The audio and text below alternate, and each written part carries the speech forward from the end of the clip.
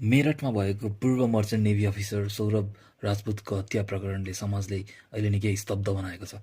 यस घटनामा उनको पत्नी मुस्कान रस्तोगी र उनकी प्रेमी साहिल शुक्लाको संलग्नता रहेको पाइएको छ। यस हत्याकाण्डमा सौरभको हत्या गरी शवलाई सिमेन्टले भरिएको ड्रममा लुकाएका थिए। नमस्कार, तपाईँहरू सुन्दै हुनुहुन्छ मेरठको हत्याकाण्ड युट्युब च्यानल अपराध एक्सबाट। साहिल र मुस्कान पति पत्नी थिए। उनीहरूको विवाह 2016मा भएको थियो। उनीहरूको परिवार भने यस विवाहलाई लिएर खासै खुसी थिएनन्, विशेष गरी सौरभको परिवार।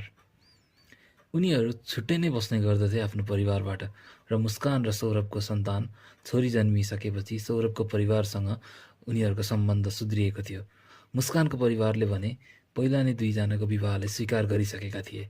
यता सौरभ कामको सिलसिलामा लन्डन बस्ने गर्दथे। यता मुस्कान आफ्नो छोरीसँग एउटा कोठा